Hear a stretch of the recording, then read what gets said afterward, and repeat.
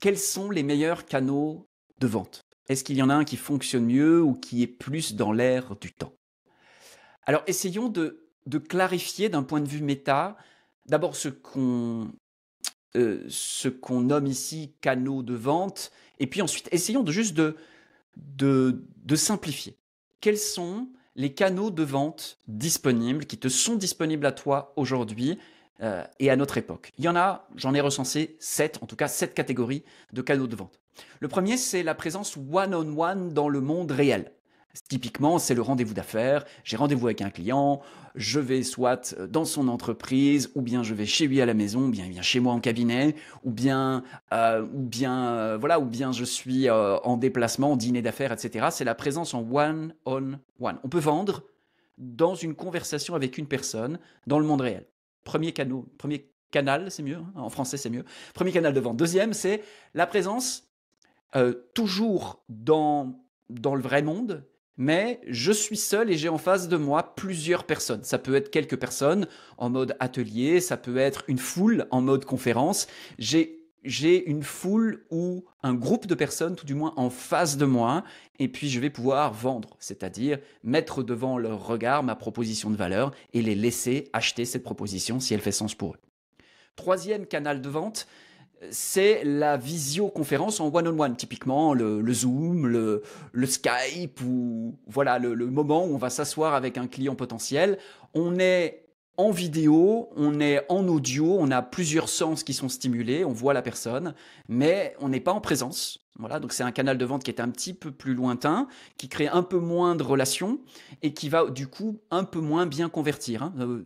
Les canaux de vente, tels que je vous les liste, vont de celui qui va convertir le plus en termes de ratio à celui qui va convertir le moins. Simplement parce que ça crée moins de relations, on va y revenir. Quatrième canal de vente, le webinaire. Je suis derrière ma caméra, il y a en face de moi plusieurs personnes, un groupe de personnes plus ou moins important, et je vais présenter ma proposition de valeur, un webinaire, une masterclass, vous pouvez appeler ça de différentes manières. Cinquième canal de vente, le téléphone.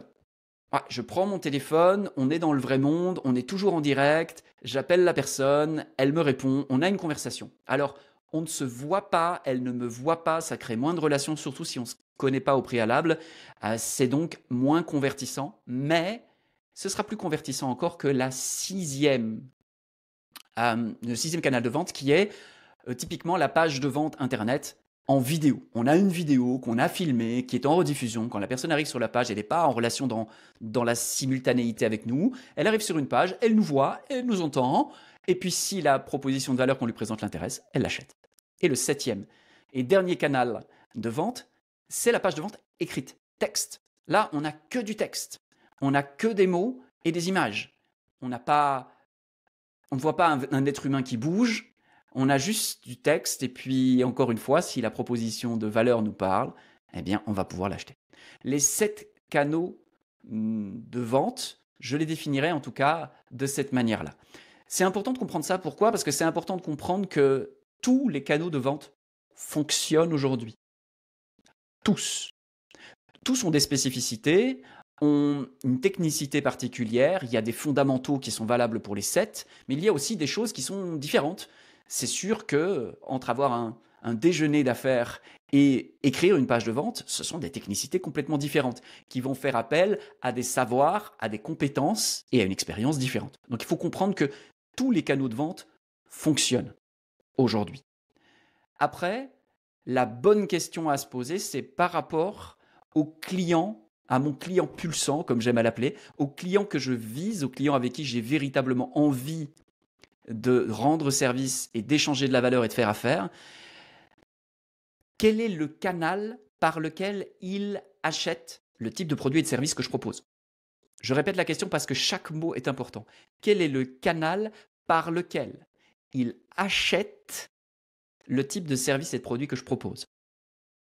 Parce que un DRH est sur Facebook, il est sur LinkedIn, mais quand il s'agit de déterminer à quel type de consultant la boîte va faire appel, il ne passe peut-être pas par ce canal-là.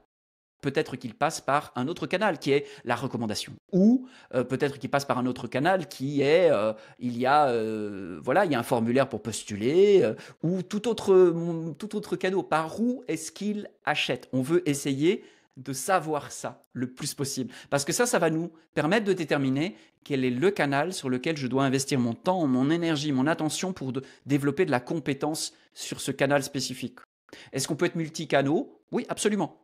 Mais l'important, vu que notre temps est compté, notre énergie est comptée, va être de se spécialiser sur un canal jusqu'à arriver à une certaine forme de maîtrise et ensuite, pourquoi pas, développer sur d'autres canaux. Parce que devenir bon dans un canal, ça prend du temps, ça prend de l'énergie, ça prend de la compétence et c'est normal. Personnellement, moi, dans les 7 canaux de vente, il y en a avec lesquels j'ai plus de résultats, je suis plus à l'aise que d'autres. Et il est important pour moi et pour chacun d'entre nous de se poser la question de se dire, ok, est-ce que je suis en train de mettre de l'énergie dans mon entreprise pour amplifier les résultats ou est-ce que je suis en train de faire de la recherche et développement et on verra un jour si ça paye? Et il faut mettre de la conscience là-dessus parce que l'un est bien et l'autre est bien.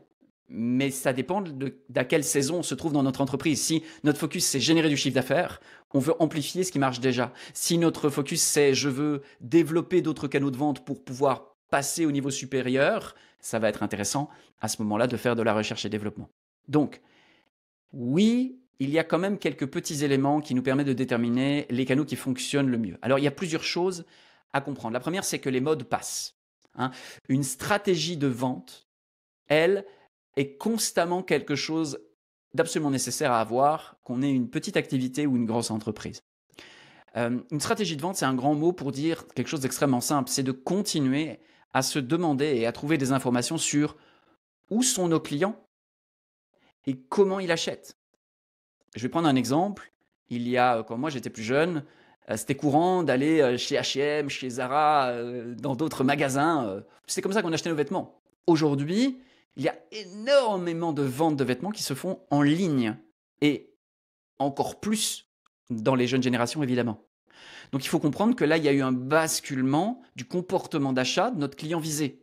S'il y a un basculement du comportement, c'est à nous de nous adapter et pas de regretter le bon vieux temps en tenant sa boutique qui se vide petit à petit et en regardant la difficulté qu'on a de payer le loyer à la fin de chaque mois. Il faut comprendre que le marché change et que si le marché change, c'est notre responsabilité de nous adapter, bien évidemment. Donc, tous les canaux fonctionnent encore aujourd'hui. Les 7 canaux dont j'ai parlé, ils fonctionnent encore aujourd'hui. Il y a encore des gens qui vendent en rendez-vous d'affaires, il y a encore des gens qui vendent en atelier en présentiel, il y en a encore des gens qui vendent en visio, qui vendent au webinaire, qui vendent par téléphone, qui vendent avec des pages de vente vidéo, qui vendent avec des pages de vente texte. Ça existe encore.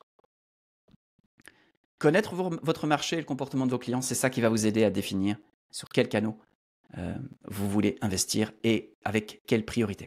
Maintenant, il y a 3 tendances fortes que j'ai identifiées qui vont vous permettre peut-être de bien réfléchir et de bien définir le canal sur lequel vous allez investir. Tout d'abord, il y a une tendance forte, vous l'avez remarqué, c'est que l'attention, il y a une diminution de l'attention des gens. Les gens ont de moins en moins d'attention, ils sont de plus en plus sollicités et ils sont aussi dans un contexte où le monde aujourd'hui est assez anxiogène, donc du coup ils sont quelque part déjà en saturation. Donc ils ont moins facile à donner leur attention. Ce qui veut dire quoi? Ce qui veut dire que nous allons avoir besoin d'intéresser davantage. Intéresser, c'est augmenter la curiosité et augmenter notre intensité au moment où on apparaît dans l'univers de notre client. Il va nécessiter d'attirer son attention et de l'intéresser. Ça, c'est capital. Parce que si je n'ai pas son attention, je ne peux pas la convertir en intérêt. Et si je n'ai pas d'intérêt, je ne peux pas convertir en vente. Donc, il faut que je capte l'attention et que je suscite de l'intérêt. Et ça va demander une plus grande intensité de présence. Alors, entendez-moi bien. Ça ne veut pas dire qu'on doit parler fort, qu'on doit être hyper excité. On peut aussi augmenter notre intensité de présence dans un calme, mais en étant extrêmement présent, là.